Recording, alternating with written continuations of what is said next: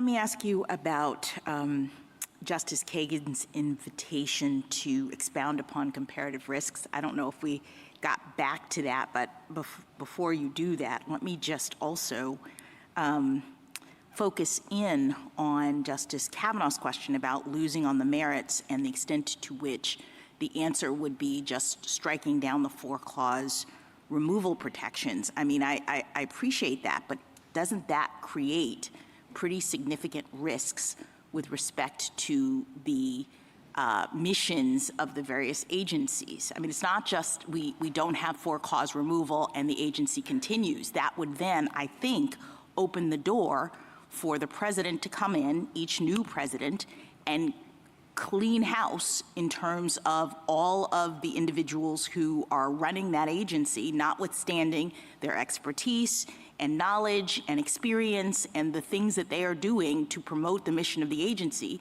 And presumably the president could install whoever he wanted in those positions, and that, I think, creates risks. So why don't you talk about the comparative risks of your formulation or understanding of the different constitutional dynamics and what the government says should happen in this situation? Sure, there are real-world risks that are palpable that we know can materialize very quickly if petitioners get their way. And think about it in terms of commissions like the Federal Elections Commission. Would anyone want those sensitive election-related determinations to be under the plenary control of a political actor? Think about the Nuclear Regulatory Commission. Can't Congress and the president come together and say those types of technical determinations that could have massive implications for the public in all kinds of ways should be made by a multi-member body of experts? And if there's any kind of problem with the way those commissions are working, they can be changed by the political branches in a heartbeat.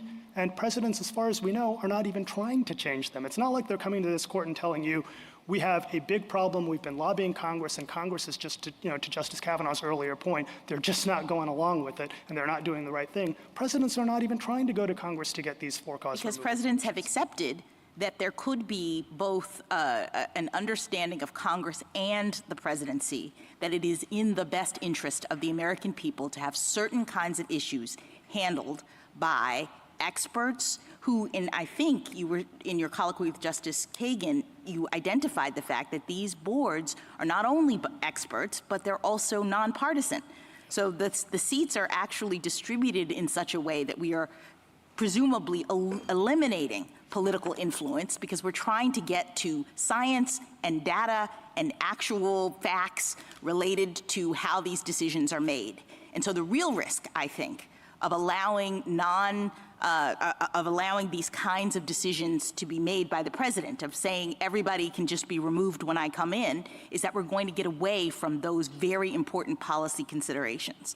You will get away from those policy considerations, and it will create opportunities for all kinds of problems that Congress and prior presidents wanted to avoid, risks that flow inevitably, just given human nature, the realities of the world that we live in, risks associated with extreme concentrations of power in the hands of one person. Can you talk about the FTC? This is my final question. Why would Congress have thought it important to make this agency in particular independent?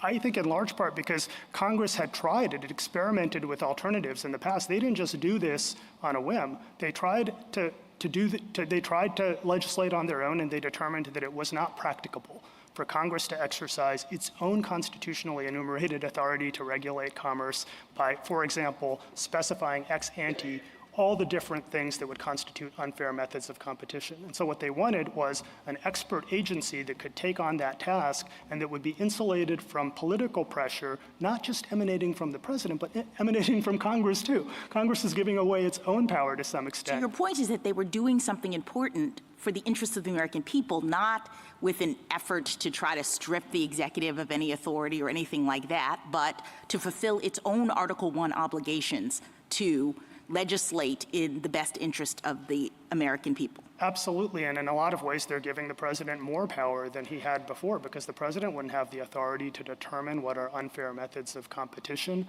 all on his own, and that's what will be the practical result of accepting petitioner's theory, that tomorrow you'll have a situation where the president can come in and unilaterally decide, this is a quintessentially lawmaking function, unilaterally decide what constitutes an unfair method of competition, what constitutes an unfair trade practice. If that was going to be the law, why wouldn't Congress just reserve that power to itself?